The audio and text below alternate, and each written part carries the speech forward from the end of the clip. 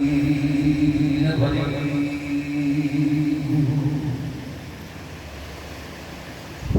الله الرحمن الرحيم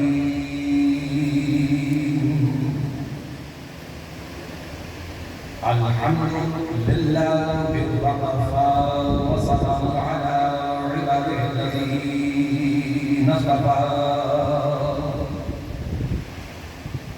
خصوصا على سيد الأنبياء محمد المصطفى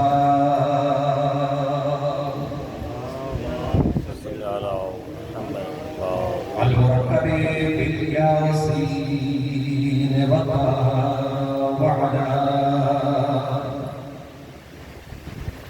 آله الطيبين الطاهرين المعصومين النجباء الشرفاء الذي نزع الله عنهم الرجس وطهرهم تطهيرا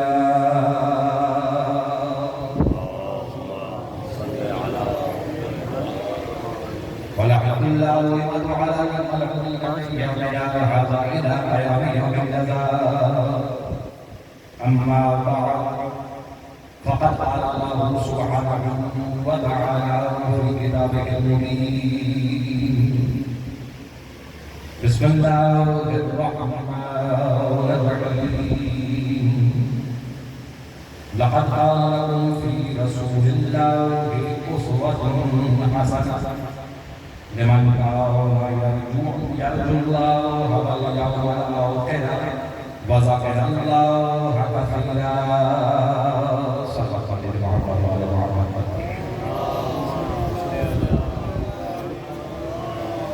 قبل از گفتگو آپ سب سے مختلف ایک مرتبہ سورہ فاتحہ کا آغاز جملے پر ہوئی مومنات حبیب محمد وعلی محمد محمد رسول صلی اللہ علیہ وسلم صحابہ و کے بسم اللہ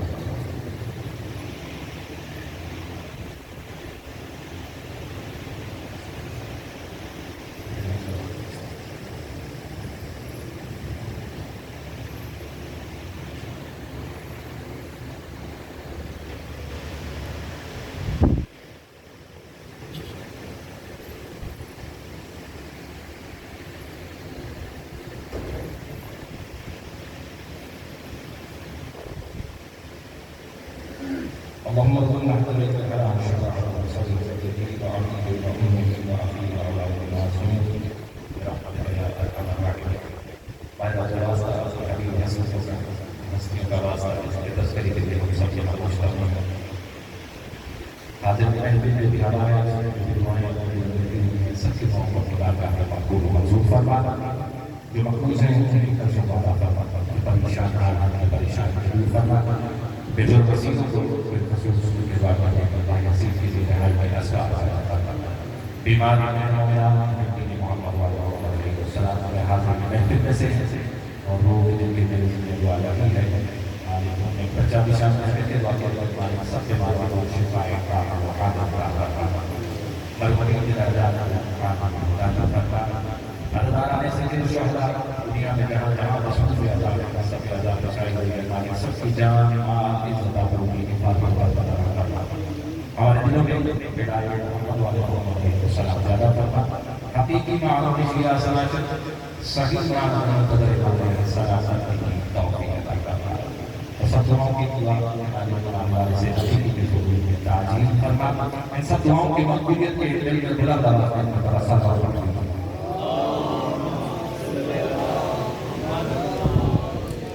سالات الزام میرے گرام سلسلہ فیض جاری ہے آج اس کا چوتھا مرحلہ ہے اور آیت آپ کے اذان عالمی ہوگی خصوصاً سامنے پیغام بنایا گیا ہے موضوع بھی تقریباً پہنچا چکا سوائد رسول پر بات ہو رہی ہے سورہ احزاب 21 آیت خدا تعالیٰ کا کہا ہے کہ لقد کان لکم فی رسول اللہ اسوۃ حسنہ ہم نے تمہارے لیے اپنے رسول میں اسوہ حسنہ کو رکھا.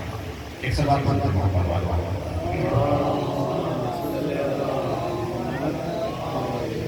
ایسی ضرورت پڑے کہ آپ کا جو حال ہے وہ میری طرف محفوظ ہو جائے تو اس بات کا یقین ہو جائے. بلند آواز میں مل کے صلوات پڑھتا ہوں.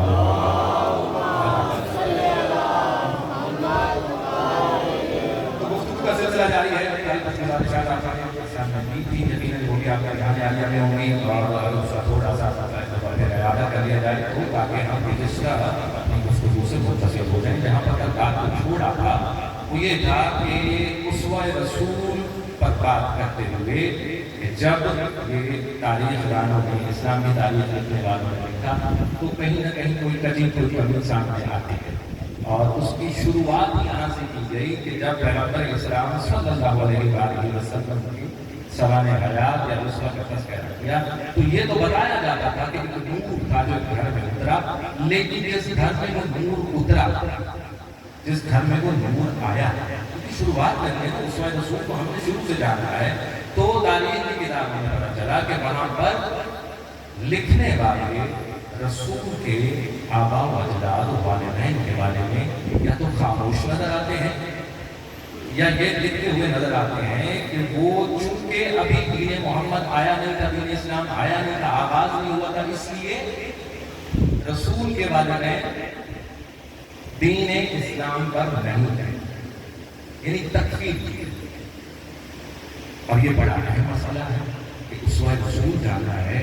اور پھر میں وہی عرض کرتا کہ میں بار بار اس چیز کی تکرار کر رہا ہوں, اس بات کی تکرار کر رہا ہوں کہ ہم ایسا اسوہ نہیں لے سکتے کہ جو قرآن سے مطابقت نہیں ہے.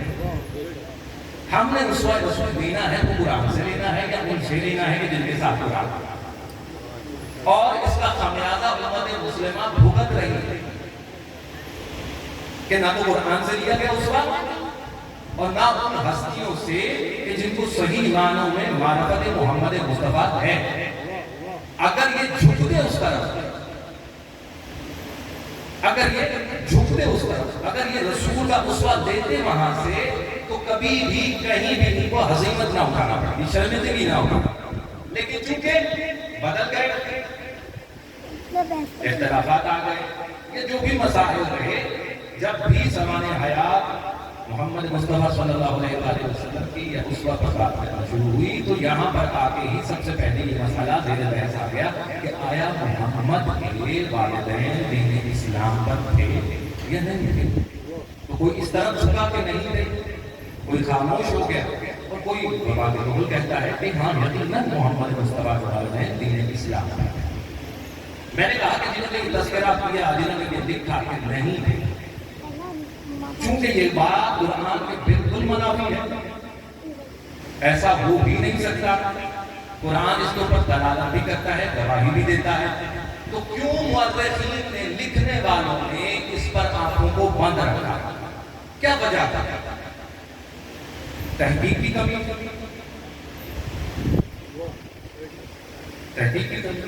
سورس کی کمی,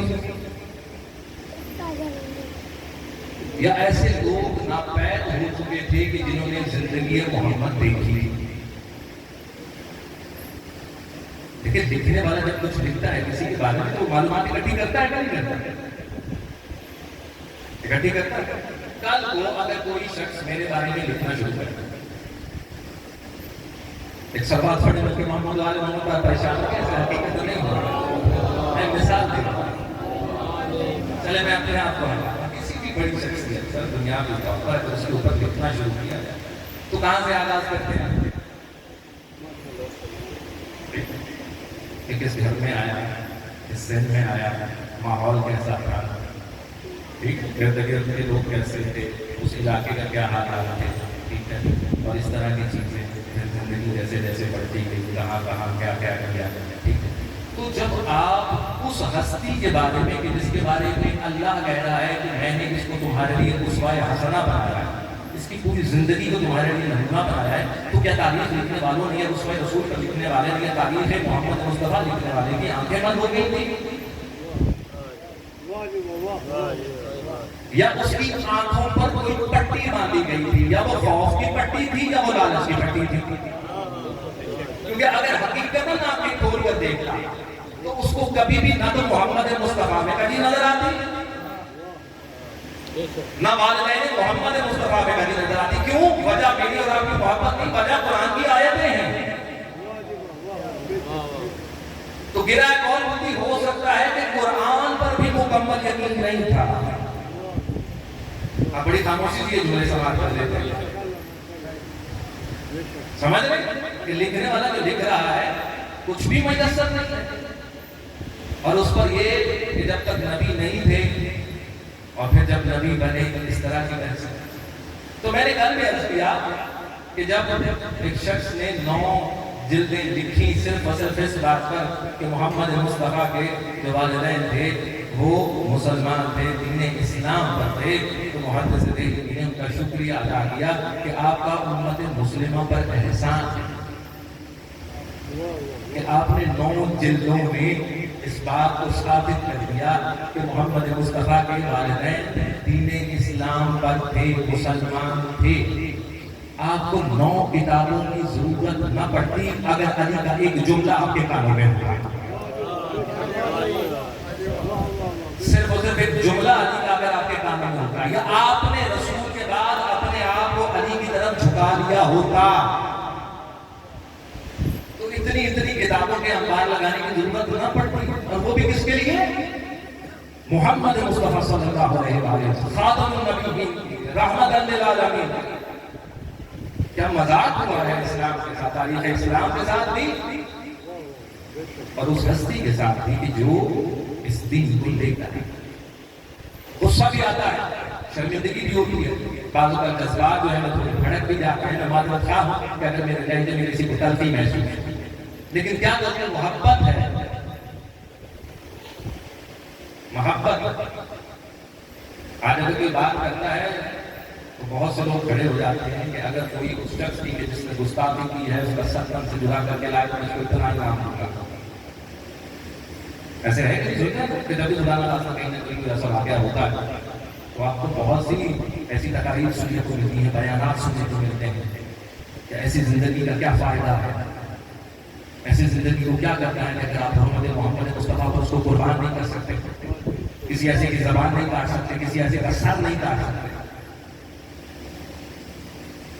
دیکھیں یہ موقع بھی تو کسی نے دیا ہے نا،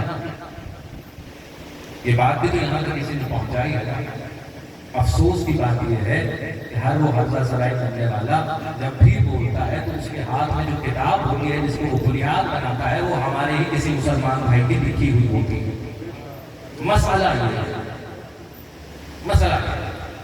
تو میں عرض کر رہا ہوں کہ قرآن دلالت کرتا ہے اس بات پر کہ میں نے بھی تذکرہ کیا کہ رسول کے والدین دین اسلام پر تھے.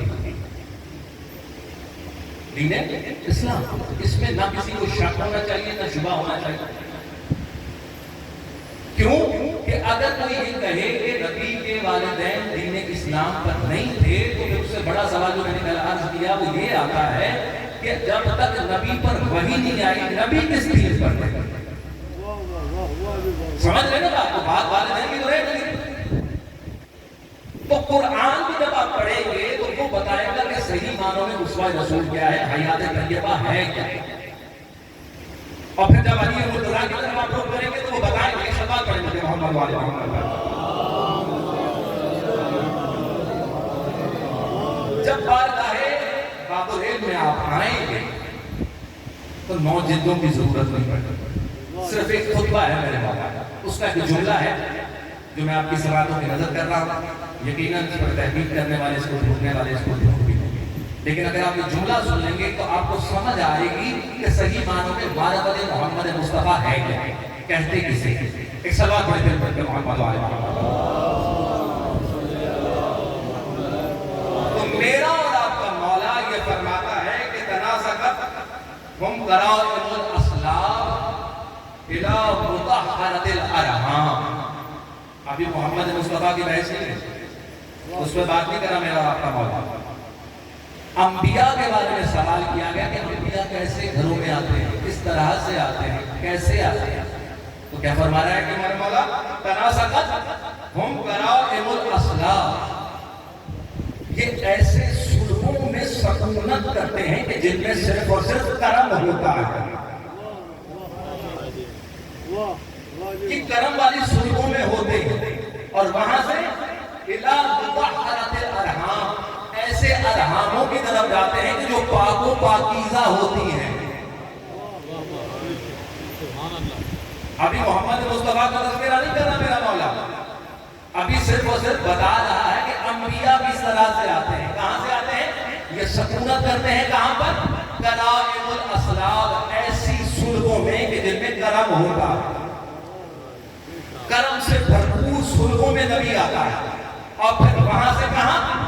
الہ مطہرۃ الارحام, ایسے پاک و پاکیزہ رہنا کہ جن کی پاکیزگی کے بارے میں سوچنا یا شک کرنا آپ کو دائرہ اسلام سے خارج کر دے گا.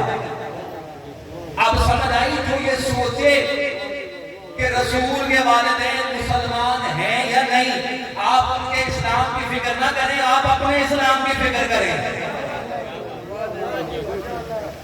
صلوات پڑھیں جلدی محمد والے.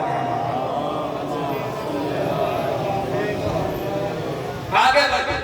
کہتے جب محمد مصطفیٰ صلی اللہ علیہ وآلہ وسلم کی بات ہے تو اللہ اس کو بہترین معدن سے لیتا ہے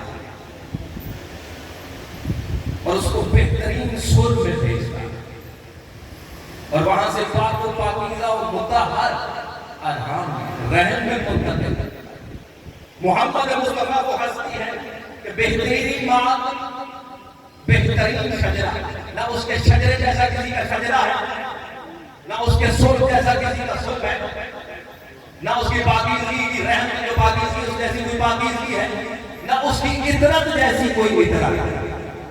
علی پورا تعارف کروا رہا ہے, صرف محمد مصطفیٰ تک نہیں, علی یہ بھی بتا رہا ہے کہ اس کی عطرت بھی پاکیزہ ہے, کیونکہ جانتے ہیں کہ لوگ تو محمد مصطفیٰ کے والدین پر ہی رکے. اگر وہ محمد مصطفیٰ کے والدین کا اسلام قبول نہیں کریں گے تو آنے والے دنوں میں عطرت پر بھی شک کریں گے.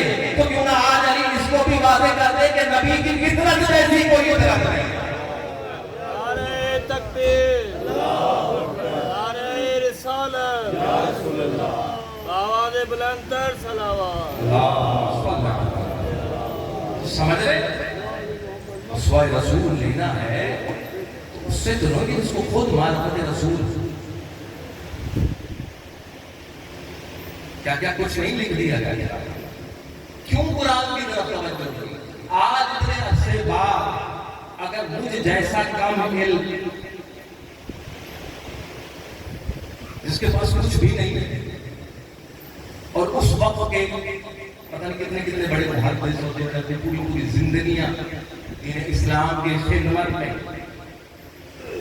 ایسے خدمت کہ جہاں پر آپ کے لیے رسول کے والدین کا اسلام خطرے میں پڑ جائے, آپ اس کو دین اسلام کی خدمت کہتے ہیں. کہ میرے اپنے لکھنے کی وجہ سے اگر میری والد کی عزت پر حرف آئے تو میں اپنے والد کی خدمت کرتا ہوں. تو نام رکھا خدمت اسلام, نام رکھا خدمت محمد, لیکن باتیں جو لکھی میں وہی کہہ رہا ہوں کہ اگر آپ قرآن دیکھیے, آپ اگر قرآن کو پڑھیں تو جناب موسیٰ علیہ السلام آپ کے سامنے ہے, جناب موسیٰ علیہ السلام آپ کے سامنے ہے, کیا ہوا تھا؟ خوف تھا نا, کیا خوف تھا کہ وہ نہیں چھوڑتا تھا بیٹوں کو, ایسے ہی حکم تھا اس کی مملکت کے اندر کہ جہاں بھی بیٹا ہو اس کو قتل کر دیا. سمجھیے گا تو کیا کیا مادر موسیٰ, حکم ہوا لکڑی کا جھولا بنا. سمجھ رہے ہیں آپ؟ دوبارہ بولو یہ جملہ, قرآن کی آیت ہے, کیا کہا کہ لکڑی کا ایک گہوارہ بنا. موسیٰ کیا ہے؟ اولے العزم نبی مشکل میں گہوارہ کام آ رہا. آپ کی سماعت میں دوبارہ جملہ بتا تھا. اولے العزم پیغمبر کون؟ محمد جناب موسیٰ. اولے العزم پیغمبر, مشکل وقت آیا, حکم آیا کہ گہوارہ بناؤ لکڑی کا, اس میں جناب موسیٰ کو رکھو اور اس کو دریا میں رہا. ایسے ہی نبوت کو گہوارہ بچا رہا, لکڑی کا ایک جھولا بچا رہا. کس کے حکم پر؟ جناب بی بی نے خود نہیں یہ کیا، سمجھ رہے ہیں؟ یہ حکم آیا کہ گہوارہ نبوت کی مشکل کشائی میں کام آ سکتا ہے. ابھی بھی نہیں سمجھے ہیں آپ؟ نبی کی مشکل کشائی کے لیے گہوارہ ہو سکتا ہے. والدہ کو حکم نہیں دیا کہ آپ قید کے ساتھ آئیں اور ساتھ ساتھ رہیں. دیکھیں اگر وہ گہوارے کو وہاں تک پہنچا سکتا ہے تو مادر موسیٰ کو نہیں پہنچا سکتا. لیکن شاید کوئی پیغام تھا جو دنیا تک پہنچانا تھا. کیا گہوارے کی بات آئی ہے تو نعرہ بھی دیکھیں. سلامت رہے آپ. ایک سوال پڑھ لیجیے محمد والے.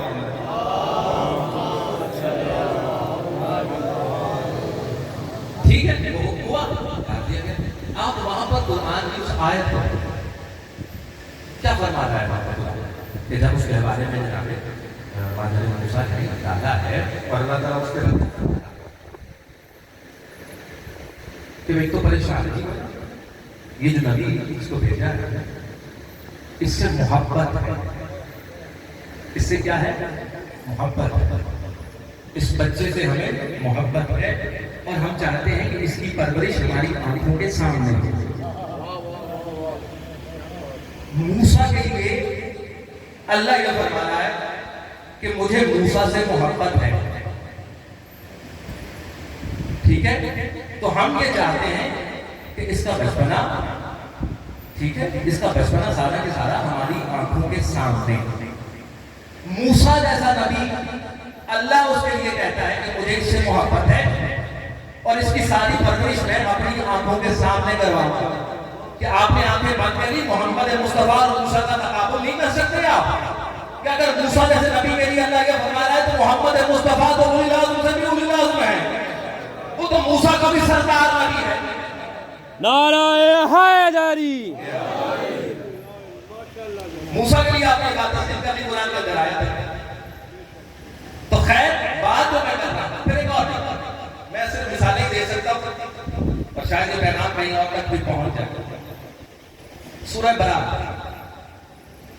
سورہ توبہ بھی کہا جاتا ہے. اس میں ایک مسجد کا ذکر ہے. جو قرآن پڑھنے والے ہیں قرآن دین ہیں یقیناً میری بات تک پہنچ گئے. ایک مسجد کا ذکر ہے اور مسجد یقیناً کیا ہوتا ہے؟ خدا کا گھر ہوتا ہے. اس مسجد کے بارے میں اللہ نے تقریباً 20 سے زائد آیتیں اتاری. کتنی؟ 20 سے زائد. لیکن تاریخ اسلام میں اس کا تذکرہ آپ کو اتنا زیادہ نہیں. نام چونکہ مشہور ہو گیا. اس مسجد کا نام کیا تھا؟ مسجد ضرار. کیا کہا جاتا ہے؟ نقصان پہنچانے والی ضرار جو نقصان پہنچاتا. کیا ہوا کہ کچھ لوگ تھے کلمہ پڑھا ہوا تھا محمد رسول اللہ کہتے تھے اور انہوں نے کہا کہ مسجد بڑی دور ہے تو کون اتنی دور نماز پڑھنے آئے گا تو کیوں نہ کوئی قریب ہی مسجد بنا لی جائے جہاں پر نماز پڑھنے میں آسانی ہو. وہ انہوں نے مسجد بنا. اللہ نے کہا کہ یہ مسجد بنائی تو میرے نام پر ہے ٹھیک ہے لیکن یہ صرف میرے نام پر ہے. اس میں جو ان کی نیت شامل ہے وہ حق پر نہیں ہے. وہ حق پر نہیں وہ تقویٰ پر نہیں ہے. اس لیے رسول چونکہ ان کی نیت میں خلل ہے اور وہ تقویٰ کی بنیاد پر مسجد نہیں بنائی گئی تم اس مسجد میں نہیں جاؤ گے. یہ میں مطلب مرض کر رہا ہوں 20 تک اس میں 20 سے زائد آیا آپ کو بھی ذہن ہو گیا. بزرگ کو دیکھو یقیناً سمجھ گئے ساری بات. تو کیا کہا کہ اے رسول آپ اس مسجد میں نہیں جائیں. اس مسجد میں کیا ہوتا ہے؟ اذان بھی ہوتی تھی نماز بھی ہوتی تھی لوگ اکٹھے بھی ہوتے تھے. کون لوگ اکٹھے ہوتے تھے؟ پارسی اکٹھے ہوتے تھے عیسائی اکٹھے ہوتے تھے. کون اکٹھے ہوتے تھے؟ اذان کون دیتے ہیں؟ مسلمان ہی تو دیتے ہیں نا. مسلمان کی اذان دیتے ہیں مسلمان کی نماز پڑھتے تو وہ مسلمان تھے. لیکن چونکہ اللہ جانتا تھا ان کے ارادے کہ یہ یہاں بیٹھ کر مسلمانوں کے خلاف کیا کریں گے؟ سازش پلان بنانا کہ کس طرح سے مسلمانوں کو کمزور کیا جائے. تو چونکہ انہوں نے یہ اپنا مرکز اس طرح کا بنا لیا ہے، تو اے رسول ان کی نہ تو نیت صاحب ہے، نہ یہ مسجد تقویٰ کی بنیاد پر بنائی گئی ہے، اس لیے آپ اس مسجد میں نہیں جائیں گے کہ یہاں پر حق نہیں ہے. جو دوبارہ اے رسول آپ اس مسجد میں نہیں جائیں گے، کیوں کہ اس مسجد میں حق موجود نہیں ہے.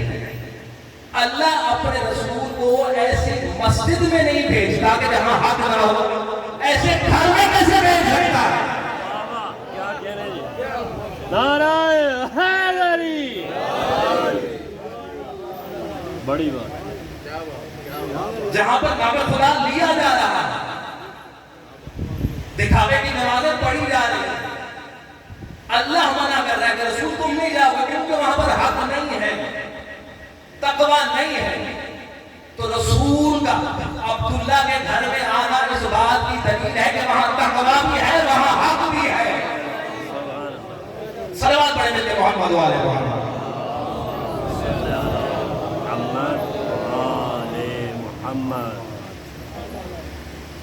زحمت نہ سمجھے تو میں پھر بلند آواز سے بات کریں صاحب محمد مصطفیٰ.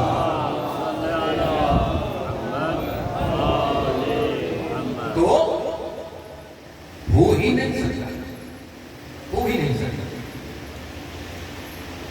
اللہ نے پورے کا پورا نظام بنایا. لیکن میں کل بھی یہ عرض کر رہا تھا کہ جو اس طرح کی باتیں مشہور ہوئی، اس کے پیچھے کوئی نہ کوئی فکر تو کام کر رہی ہوگی نا. دیکھیں 11 ہجری میں ختمی مرتبہ اس دنیا سے رخصت ہو گئے ایسے، اور ان کی زندگی پر، سوانح حیات پر، حیات طیبہ پر لکھنے والوں نے کافی وقت دیا. ایسے اگر آپ وہ تاریخی کتابیں اٹھا کے دیکھیں جو تاریخ اسلام سے بھی موسوم ہے اور سیرت نبوی سے بھی موسوم ہے، اسلام کا وہ جب وہ حوالے دیتے ہیں اور بتاتے ہیں کہ کون کس نے کب لکھی، ان کا دور کیا تھا، ان کا دور کیا تھا، تو وہ پیغمبر اسلام صلی اللہ علیہ وسلم سے ایک اچھا خاصا جو ہے وہ غیب کرتا ہے ان کی ظاہری حیات سے. تو اب ہم نے صرف اور صرف یہ دیکھنا ہے کہ 11 ہجری کے رسول رخصت ہوئے اور کتنا عرصہ گزرا، اور لکھنے والوں نے جب لکھنا شروع کیا تو لکھنے والوں نے جب لکھنا شروع کیا اس وقت اسلام کا رنگ کیا تھا. دیکھنا یہ ہے کہ اس وقت لکھوا کون رہا تھا. دیکھنا یہ ہے کہ باغ دوڑ کس کے ہاتھ میں تھی. دیکھنا یہ ہے کہ کون کون سٹیک ہولڈرز تھے. جب آپ ان پر نظریں دوڑائیں گے تو آپ کو کہیں نہ کہیں یہ یقین آتا جائے گا کہ ہاں کہ یہ جتنی بھی کڑی ہے یہ ممکن ہے. یہ کڑی اس لیے ہے کہ تاریخ اسلام اور حیات محمد مصطفیٰ اسوہ حسنہ جن سے لیا جا رہا ہے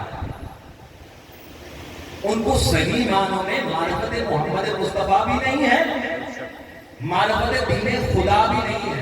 ہاں جن کو ہے آپ ان کو دیکھیں کہ وہ کہاں ہے. تو جہاں جہاں وہ پائے جائیں گے جب بھی ان سے سوال ہوگا وہاں سے تو جواب آئے گا. وہاں سے دیکھیں میں پھر آپ کی سوالوں کے جواب پہ متوجہ کرنا چاہتا ہوں. سمجھیں میں نے عرض کیا کہ میں اور آپ طے نہیں کریں گے، کوئی بھی یہ طے نہیں کر سکتا کہ اسوہ رسول کیا ہے. اسوہ رسول طے کرے گا تو قرآن بتائے گا کہ یہ جس کے بارے میں بات ہو رہی ہے یہ کس بلندی کا حامل ہے، کس کردار کا حامل ہے، یہ شخصیت کیسے ہے.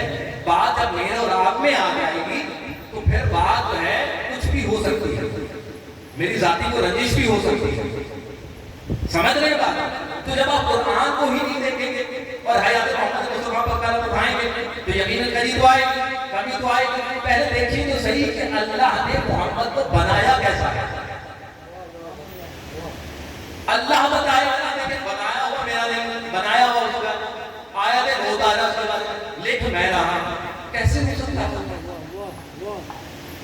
اللہ ہی قرآن کے اندر بتا رہا ہے کہ یہ جو رسول میں نے بھیجا یہ رحمت للعالمین بھی ہے.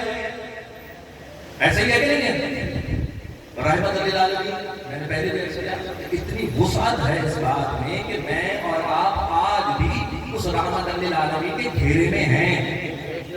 ہم نکلے نہیں ہیں نہ ہم نکل سکتے ہیں. جیسے رب العالمین کے گھیرے سے نہیں نکل سکتے اسی طرح رحمت للعالمین کے گھیرے سے نہیں نکل سوال مانتے ہیں.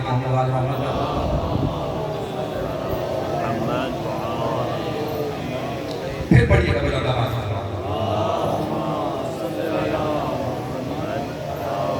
تو جاننا یہ ہے کہ جس نے یہ شخصیت کو بھیجا ہے کس رنگ میں بھیجا ہے. جب تک اس کی معرفت نہیں ہوگی تو اس طرح کسی کے سامنے آئے گی. تو جب آپ قرآن کھول کے دیکھیں گے تو خداوند متعال فرماتا ہے اسی ہستی کے بارے میں اِنَّا أَرْسَلْنَاكَ بِالْحَقِّ بَشِيرًا وَنَذِيرًا.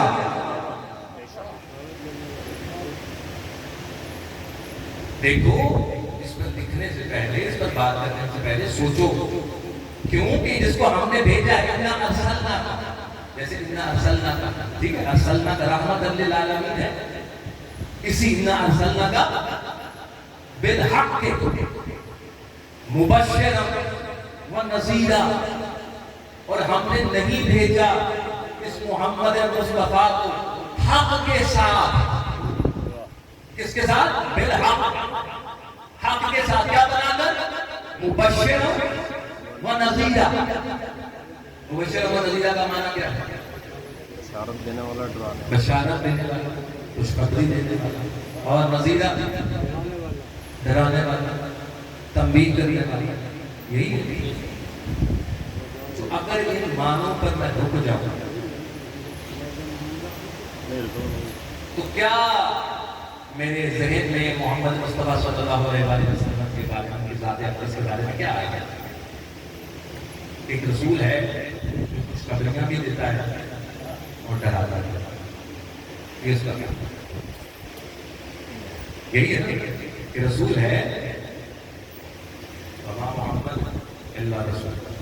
کہ وہ رسول ایسا ہے کہ جو خوشخبری بھی دیتا ہے ڈراتا ہے. لیکن اگر معرفت ہوگی اگر صحیح معنوں میں معرفت ہوگی تو یہ جو مبشر و نذیر ہے یہ سمجھ آئے گا کہ ایک رسول ہے جو کیا کرتا ہے خوشخبری بھی دیتا ہے کسی عبادت کے بارے میں بھی بتاتا ہے پھر اس کے ثواب کے بارے میں بتاتا ہے اس کی جزا کے بارے میں بتاتا ہے جب کسی کام سے روکتا ہے تو اس کے نقصان کے بارے میں بتاتا ہے اس کی سزا کے بارے میں بتاتا ہے. اب میری توجہ اس نبی کی طرف ہر حال میں ہونی چاہیے کہ جب وہ بتائے کہ نماز پڑھنا بھی ثواب جنت میں جاؤ گے, قرآن پڑھنا ثواب جنت میں جاؤ گے, جھوٹ نہ بولنا ثواب جنت میں جاؤ گے. ٹھیک ہے.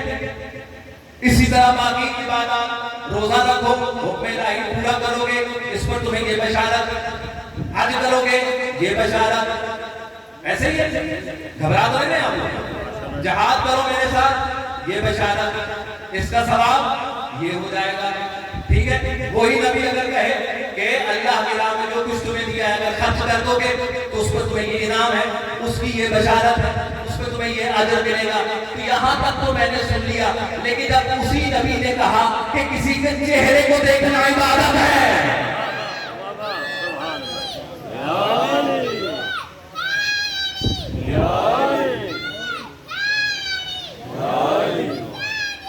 زندہ باد زندہ باد مرد آباد مرد آباد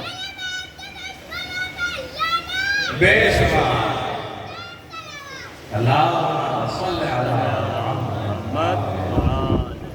موٹیویشن چھوٹی سی بھی ہوگا ماشاءاللہ. تو آپ بھی اپنی اسی طرح جس طرح بچے نے اپنے ہونے کا ثبوت دیا ہے آپ بھی دل کی طرح میرے ساتھ کوئی ایسا مسئلہ نہیں. اللہ اکبر یا رسول اللہ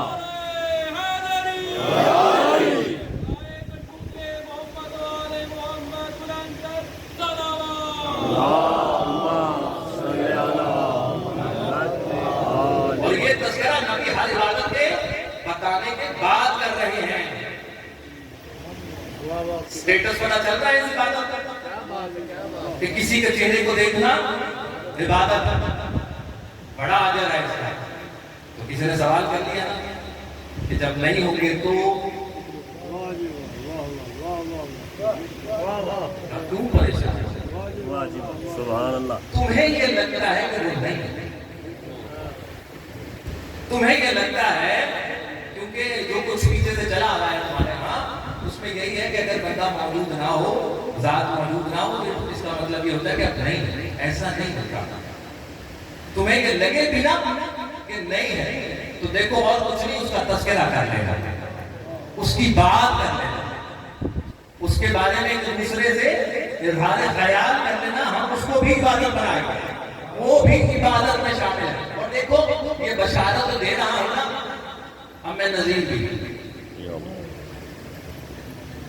اب میں دیکھیں بشارت تو دے دی نا. جیسے نماز پڑھو گے باقی عبادات کا، تو اگر نہ پڑھے تو اس کا گناہ بھی تو ہے نا، اس کے عذاب کے بارے میں بھی تو ڈرایا ہوا ہے نا. ایسے ہی ہے نا کہ جو عبادت کر رہے ہیں اس کے کرنے کا اجر بتا رہے ہیں، اور اگر آپ اس سے منہ موڑ رہے ہیں نہیں کر رہے اس کے بارے میں ڈرا بھی تو رہا ہے نا میرا رسول.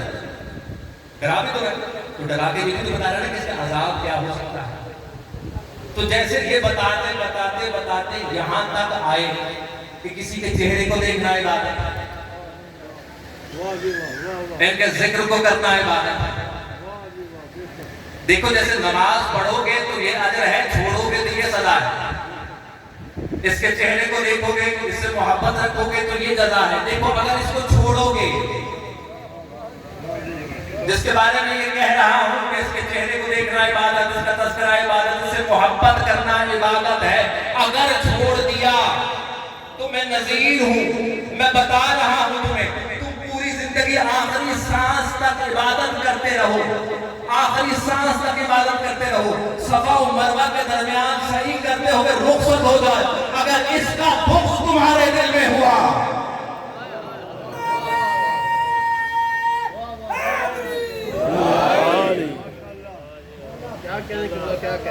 تو میں تمہیں ڈرا رہا ہوں،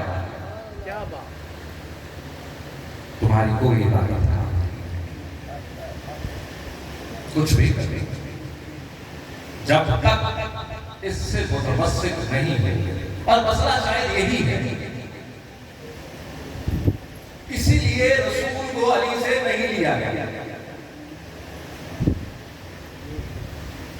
لوگوں کو یہ لگا، لوگوں کو یہ محسوس ہوا کہ چونکہ نبی بھی علی علی کرتے گئے ہیں، جا کے سنیے جو آپ بھی تو کرتے ہیں، کیونکہ نبی بھی علی علی کرتے گئے ہیں. تو جب علی سے نبی کے بارے میں سوال ہو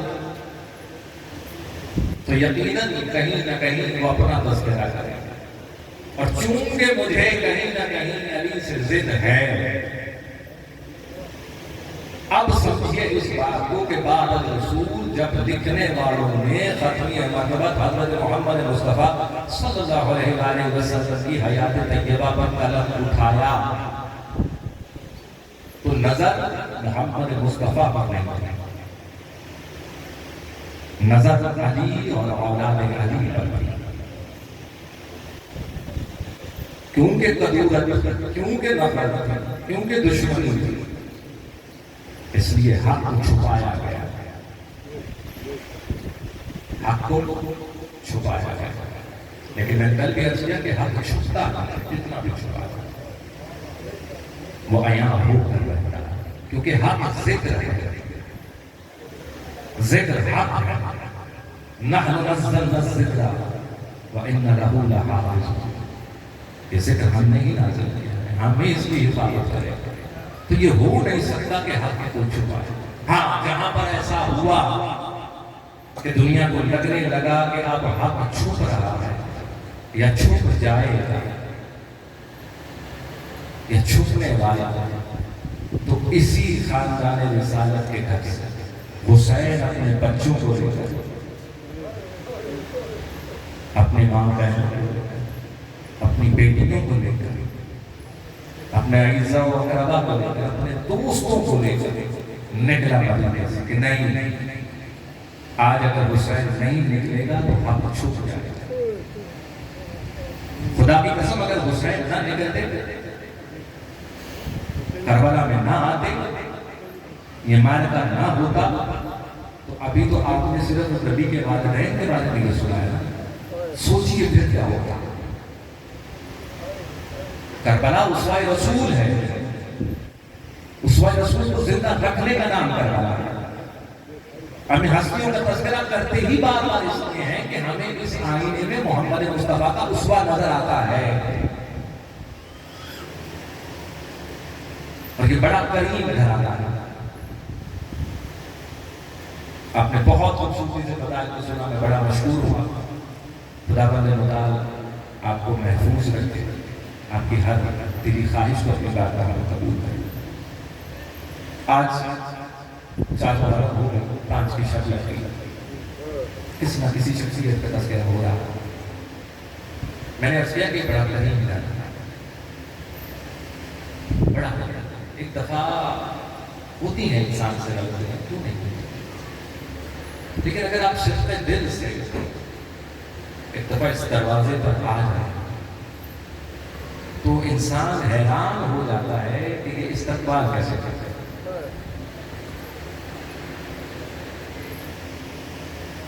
حسین اگر کسی عاصی کو معاف کر رہا ہے تو وہ حسین نہیں، وہ اسوہ رسول پیش کر رہا ہے۔ جس طرح حسین نے عاصی کا استقبال کیا، اسی طرح اگر محمد مصطفیٰ ہوتے تو وہ بھی اس عاصی کا اسی طرح سے استقبال کرتا، کوئی فرق نہیں ہوتا۔ یقیناً آپ کے ذہن پہنچ چکے ہوں کہ کس شخصیت کا تذکرہ کرتے ہیں، اور وہ اس لیے بھی ضروری ہے کہ ہم جیسوں کو ذرا ہمت ملتی ہے۔ ہم بھی تو گناہگار ہیں، عاصی ہیں، تو کسی عاصی کا ایسا تذکرہ کر کے اور پھر جب دیکھتے ہیں کہ اس طرح سے وہ استقبال کرتے ہیں، خواہش کا یاد ہے کہ گناہگار تو ہیں، لیکن ایک یقین ہے کچھ ہستیاں موجود ہیں کہ گناہ ہو بھی جائے تو وہ بڑے بازو پھول کر ہاتھوں کو پھول کر ہمیں اپنی بارگاہ میں اس کو بھی بلا دیں۔ 2 محرم کو جب حسین کا قافلہ کربلا پہنچا، کس نے روکا تھا؟ یقیناً آپ کیسا جناب ہو گئے ہو، اس وقت کیسا استقبال کیا حسین نے؟ ہوتا ایک اچھا خاصا لشکر لے کر ہو رہا تھا، حسین نے حکم دیا کہ دیکھو یہ پیاسے ہیں، سب کو پانی پلاؤ، اور دیکھو کہ صرف یہ نہیں کہ جانور بھی پیاسے ہیں۔ اتنا خیال ہے حسین کو کسی کی بھی پیاس کا، یہاں تک کہ جانوروں کی بھی پیاس، اور تاریخ میں یہ ملتا ہے حسین کو پانی پلاتا ہے۔ واقعہ کس نے روکا؟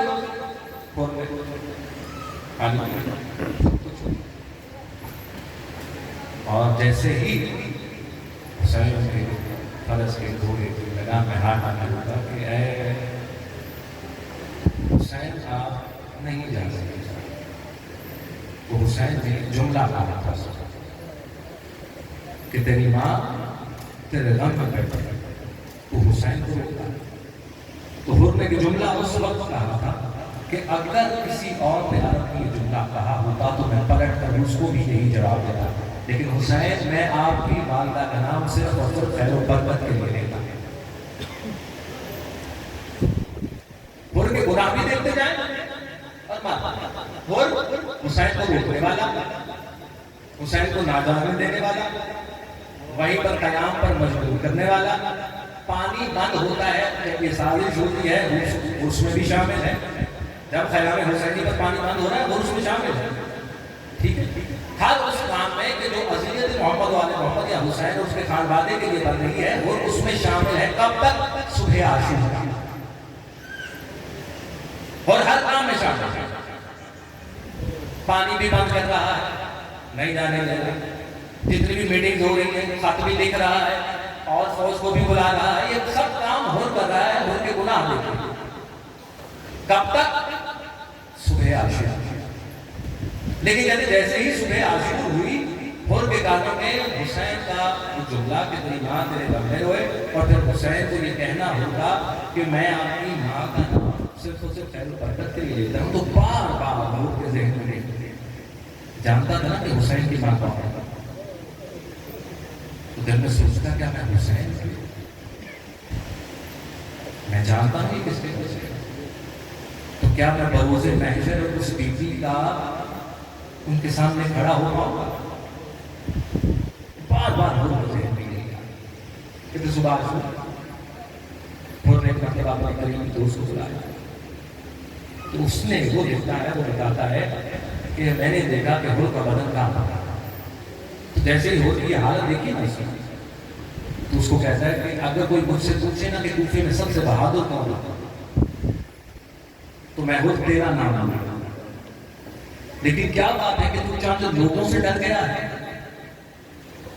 ये कितना लश्कर है, इस लश्कर से तू डर रहा है, इससे बड़े बड़े लश्कर के साथ तुम्हें जान नहीं। हुर ने वहां पर जवाब दिया, मुझे इस लश्कर से डर नहीं आ रहा, मुझे उस बीवी से डर आ रहा है, मैं कैसे क़यामत के दिन उनका सामना करता है। और डर रहा है तो लश्कर जो है उस सैयदा से डर रहा है कि मैं कैसे सामना करूंगा, कि मैंने आपके बच्चों के खिलाफ जहाद किया, मैंने तलवार निकाली आपके बच्चों को, ये मुझसे ना होगा। कहता फिर क्या करेगा? कहता मैं जाऊंगा। कहां जाएगा? हुसैन।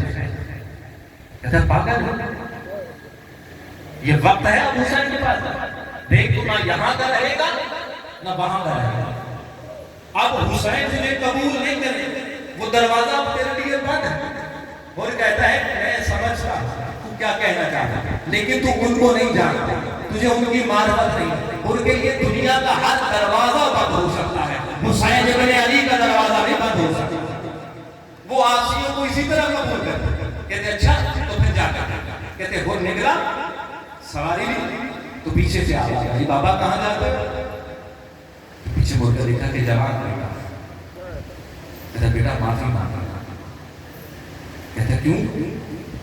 क्योंकि मैं जन्नत में जैसा, तो बाबा आप अकेले जन्नत में जाना चाहते, बेटे को जन्नत में नहीं लेके जाए, तू भी चलेगा? वो जवान बेटे को साथ। अब ये दोनों बैठे, उधर अस्हाब हुसैन मौजूद है, क्या देखते हैं कि वो घोड़े आ रहे हैं, अब सब चुका हबीब इब्न मज़ाहिर को देखते हैं कि चलो भी सब साफी कर लो, आज रसूल को घेर लो सबको, कहीं ऐसा ना हो कि हमारे होते हुए इधर कोई यहाँ जाए।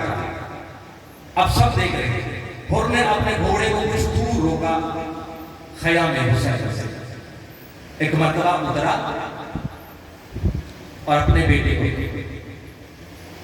देख के कहता है कि बेटा मैं इस वक्त जिस हालत में जा रहा हूं, मैं बहुत बड़ा मुजरिम हूं, देख मुजरिमों को इस तरह नहीं जाना चाहिए, ये ले कपड़ा और मेरे हाथ, मुझे इस तरह लेकर चल जैसे किसी आसिम और मुजरिम को लेकर जाता है।